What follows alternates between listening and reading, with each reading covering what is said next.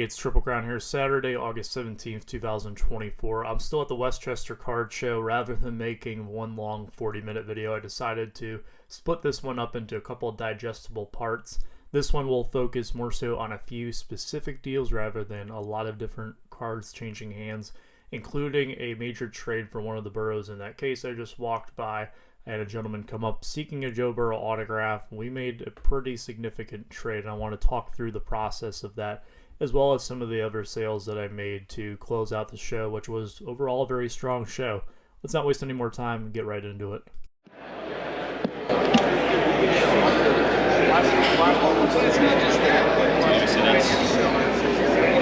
Oh yeah, that would be of interest.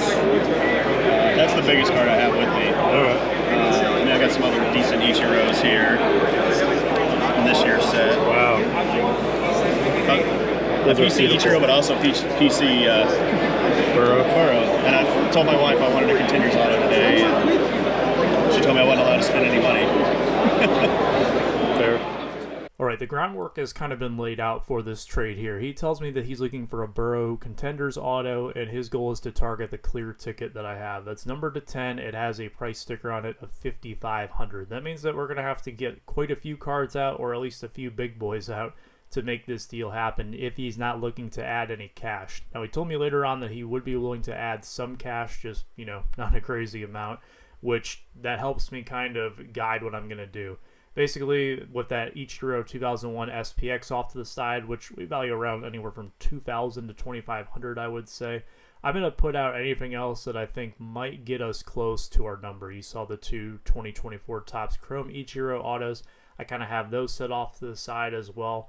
And right now, I'm kind of thinking that we're around $3,500 to $4,000. I don't have an exact number in my head yet, but that's definitely a really good start on this. I'm going to keep pulling out cards. There might be some things that he's more willing to part with. There may be things that he values a little bit less than I do, but I'm kind of pulling out a variety of different cards here. He has quite a bit of variety, as you'll see here. I mean, there's just PC stuff like his Burrows that I'm going through at the moment. You'll see I pull out this vintage Hank Greenberg card that I happen to have in his case as well. You never know what you're going to find, but there's a few different reasons that I do that. I'll talk more about it throughout the process, but I want to show you what all I pulled out to put into my stack first before we get into it anymore. Is this all like lower end baseball in here? No, there's like a Junior Caminero auto. Number Mahomes rookie on the top. Yeah, So, okay. Yeah. So, like I said, number to 2. Okay. There's no method to the madness.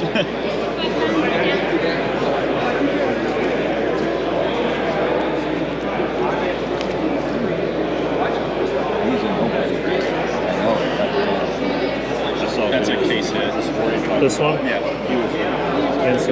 It's not numbered. It's the in-city tournament, or the in-season tournament. It's a neat card. I haven't seen that one before. You know, when I opened it, I was like, oh, this is teal. This is numbered to like 15. And then I flipped it over, I was like, it's not numbered. Something's wrong. Is that the brand new Mosaic? Yeah. Okay. That's why I haven't seen it. Yeah. So the Victor does like $2,000. The Shea does like 50. All this stuff in it, and I'm going through it, and the guy was a huge Strasburg fan. It was all like, man, if I'd have bought this in 2010, I'd have been set. But he had some cool vintage in it, like that Hank Greenberg he pulled out was on it. What's his name? He was in the Red Hot Rookies. That's why I thought of that. I'm excited to see what's back here. It's nothing like crazy, but like that card, if it didn't have the player on the back, it's like a $1,200 card, but it's like a $100 card because the guy on the back's a no name. Yeah. It's a bunch of variations, and I was trying to put that variation rainbow together. And I think these are just lesser ones. Maybe these 2 rookies are. Yeah. They don't suck, but they're not crazy. Alright, let's work with these and see what we can do. Alright. Did you want these? Yeah, okay. I figure we'll probably need those to get it done. Yeah. If you don't want to add cash. Where are these at these days? There's a comp at 22. That was back in March, I think is the most recent. Alright, now it's time to start constructing this trade. What I'm basically going to do is assign a value to each card and work up towards my $5,500 number on the Burrow. Question that I get asked sometimes when people approach me to trade, or just generally speaking, do you trade straight up for the value of your sticker, 1-for-1, or do you try to get a little bit more in trade value for your card based on what you have it priced at? The answer is not very clear-cut, as it usually is, but it's going to depend on the card. For example, if you're trying to go after one of my Joe Burrow downtowns that's under $1,000, chances are I'm not trading that unless you absolutely blow me away with an offer that just makes way too much sense for me to pass on. Now, something like this Joe Burrow Contenders auto, it definitely takes the right buyer to buy a card even 4 figures, let alone 5,500 at any given card show. So I am willing to kind of trade 1-for-1 here, especially because I'm getting a quantity of quality, as I like to put it. I'm getting a really nice piece in the Ichiro auto, probably the other 2 Chrome autos as well. But really, I'm going to have some lower end stuff too, and my options really will open up from there. I can sell them raw, I can grade them, I can trade them later on. There's a lot of different things that I can do, and also with some of these lower numbered cards, they may sell for more than whatever the last sale was, or whatever I value them at here. That's kind of why I'm willing to do a 1-for-1 swap here, just because I'm going to give him his number. He's really fair throughout this entire process. That's why I asked him about the Ichiro RPA that he has. I want to see kind of what he values of that. I think he's extremely fair with all his values. I'm going to try to do the exact same thing with my Burrow in exchange. So now we're going to go through, assign these values, try to add them up, and try to get us as close as we can to that number. If we need to add a little bit of cash at the end, so be it. But the goal right now, at least for his sake, is to make it where no money trades hands. A couple of the 9s are up there for sure. Yeah, like a BGS 85 did 2,900 last month, but then that 9 did 24. Where do you kind of value these at since they're lower numbered? Yeah, I was the high. I bought the first one, so I'm high on that one. But I mean, I would come down obviously. Yeah. This one I bought off of eBay. We did a Instagram sale. It'd be like 1,700 for the pair. I think the oranges are now doing between 6 and 8. Of course, I was the dummy that paid 9.10. Well, someone else paid 9.10 as well. So, is there 2 9.10 comps? Yeah. Oh, okay, good. I'm not the only idiot. Well, I mean, when they first come out, like there's only. I wanted it. Yeah. When they dry up. Well, I didn't bid on it for like 3 days, and then none popped up, and it had been a week, and I was like, are the oranges even going to come out? Like. And then there's 2 reds on eBay, but they want like 20 grand for those. And I offered 5, and a guy turned it down. I was like, I think I was overpaying at 5. He's gonna pay for his break that he was in. Yeah.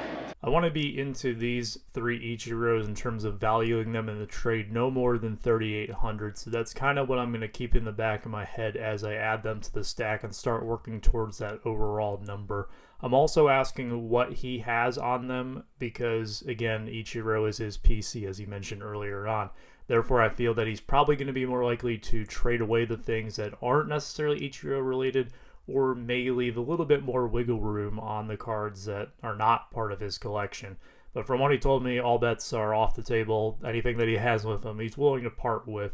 So I don't have to kind of tiptoe around that as much as I normally would, but that is something that I'm always keeping in mind when someone brings PC stuff to trade. Oh yeah, it came up quite a bit. Okay. How much did you think it was? It was like 80 last year. Okay, yeah.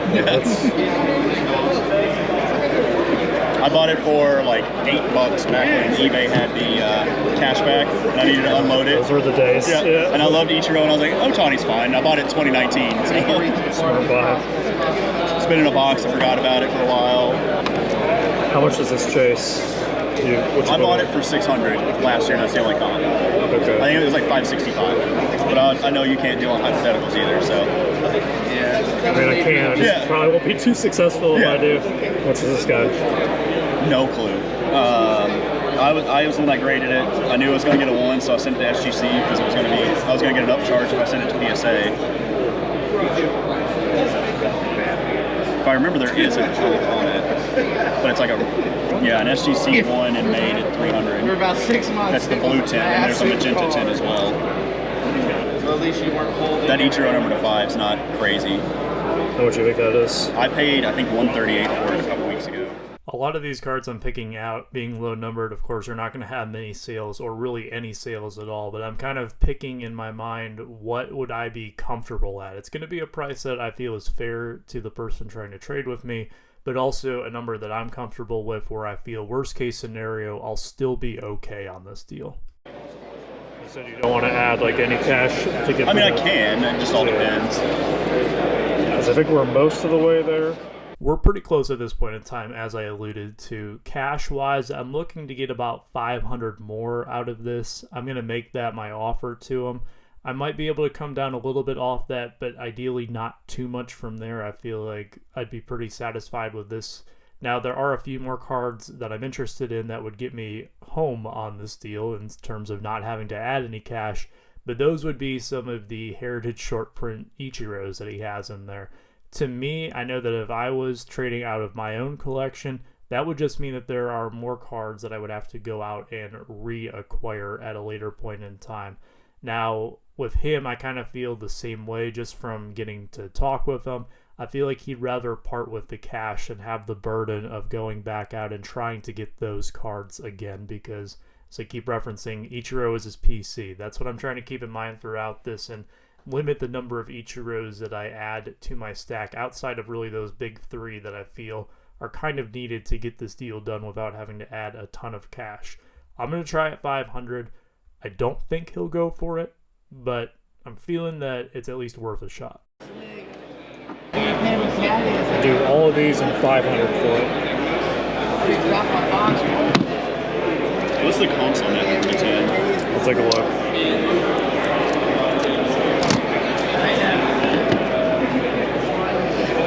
I don't think the variation one has sold in a long time. What got it down to surface? Okay. Yeah, I mean, it's almost, is it a noticeable? So like if you look at the back of it, it's just like a little tiny. This is the history on it, at least for the last year or so. Yeah. A couple of them are the regular ones, a couple of them are the variations, but they're both out of 10. So You see a stamp. I'm showing him the sales on my phone here. I never have a problem with doing this, but I do always encourage people to look up sales for themselves. Sometimes I search for things in ways that may not lend to the most optimized search results, and there may be a sale or two that pops up that I wouldn't have seen just based on the way that I search it. So always helps to have two heads working on the same case. This is 250? close.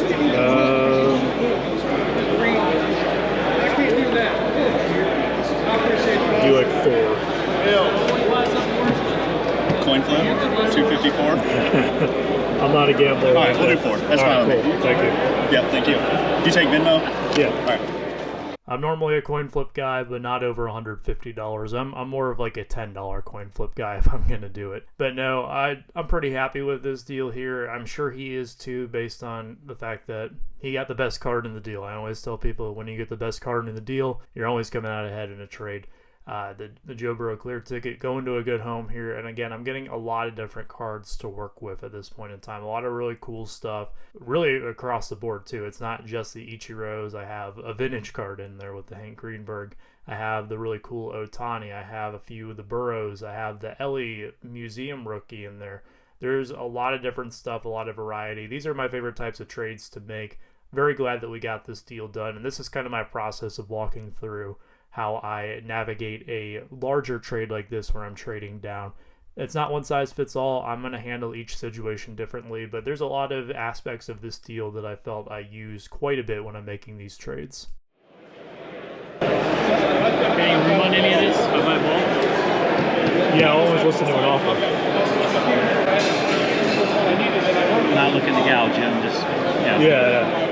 The worst I could say is no. I won't even be mean about it. I'll My just say, ball, yeah. I mean, a little bit. I'm not saying 60 or nothing. Those are mine, but you're welcome to use them. I had some of those. Same color. Weird. Probably getting here. They're community stickers now. Yeah. All right, now that I've shown off the trade, here were some more clips throughout the course of the day that didn't make it into the first part. These are some of the bigger deals that I made at the show. Oh yeah. That's I don't think that's the same. I think if you click on it, like it's one of those where it's like a different card. Yeah, it's a random. I was gonna say that's card. why they're calculating it in there. I was gonna say. But it's been happening a lot lately with some of the things where I'll like scan them and then I'll be like, wait a minute here, This app is like that. You do have to click on them. I should have known to click on it. I have a video out on this topic already, but I still get asked about it frequently. What apps do I use to check prices on cards? It really depends on the card. I'll use a variety of them. It's a case-by-case scenario. I am of the mindset that you don't have to subscribe to any of the paid services in order to get access to a good amount of data. It's also more so how you use the data as opposed to the actual data itself, because I would say for most things that's relevant, you can usually get it for free. In this case, I'm using Alt. That's kind of what we're talking about here, and we're talking about how the app has had a few problems lately. I do like Alt. I don't think it's the end-all be-all by any means, but it's nice for slabs that transact often to be able to scan them and pull up results. But an issue I've been having a lot lately is scanning the slabs and then having sales of cards that are not related to that. For example, we're looking at this Herbert here, and we notice that there's this like really low $28 sale that doesn't look right. We click on it, take a look at it, and we both see that there's a second-year Kobe Bryant card in a BGS slab that happens to show up with the Herbert results. Why that is, I'm not sure. I don't know what kind of programming error would lead to that, but just goes to show that sometimes you got to double check yourself, as we did here. When something looks off, it probably is, and it always is good to do your own homework, double check things. If something seems off, it probably is. You too. We'll see you. We're gonna meet with tonight, actually. Oh, the game. My son is with Breaking Company. Yeah. And MJ Melendez, our center fielder, actually came to our break yesterday because he golfed Wednesday. Oh, cool. Yesterday before we came there, and he ripped some wax with us, did a commercial with us on Instagram. So he's bringing us down on the field tonight to go meet. Bobby and him are going to do a wax work. And so he's going to sign some stuff for us. So I need to get this card.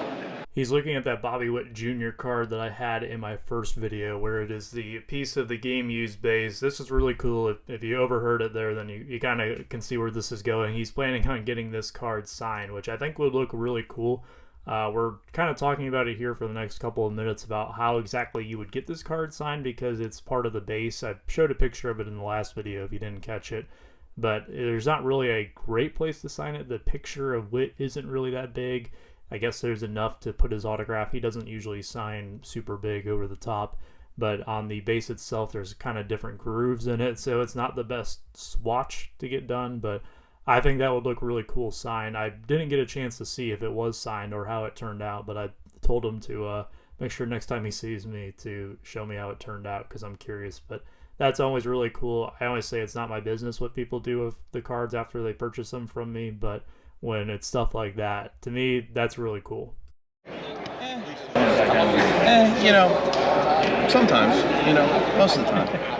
All right, we got the first stack done at this point in time. You can see you just set it down there on the table off to the left of the showcase. Those are all the prices that we agreed upon, written down on the sticky note, and I've got it itemized as well. I took a little photo of it on my camera roll just to make sure that I remember what we agreed upon too. Now they're coming back around trying to build a larger stack to finish it off. We're already set in stone on that number for those cards, but we'll see what else he wants to add on here. It's a pair of guys I've done many deals with before. Typically, I don't hold things for people because 9 out of 10 times when someone says they'll be back for something, they are never back. So I have definitely gotten out of the habit of doing that. I used to do it quite a bit sometimes when I was first starting off, but these days I mostly just keep things in the showcase until they're actually paid for and the person is able to walk away and complete the purchase on site, and rather than just holding off. So here we go, building the stack here to try to end the show with a bang. What's the total on that stack? We didn't write it down? 2150. Okay, I thought we wrote it down. I didn't write it down, but if you want to add them, like these were all the numbers here. Okay, that's fine. He may have more, so we have these ready. Guys over here, got a bunch 1,050 on these. You can see my total there came out to 1,062. I just rounded it down to 1,050. When you're doing deals with the same people repeatedly, it comes back to you eventually. Maybe I get a little bit more on the next one, compromise a little bit on that one. It's a good back and forth. I enjoy that part of it. Yeah, 1,050. Okay, cool. Sounds good. Plus 2150. Yeah, so 32. Time to take a group photo so that I can update my spreadsheet when I get a little bit more downtime, I guess, and the traffic lightens up a little bit in the room. Traffic was pretty heavy throughout the entire show, but another nice big deal done here with a lot of my cheaper football stuff, a couple of nicer ones included in there, such as the Calvin auto. A little sad to see it go, but thankfully I have my exquisite RPA to keep me company in the meantime. But that's going to do it for this vlog. I hope you enjoyed it. I know I went a little bit more in depth with one of the clips than I normally do. If you like that kind of format, let me know. Always open to feedback on the videos, but thank you so much for your time to watch today. I'll see you soon. Take care, stay safe, be kind.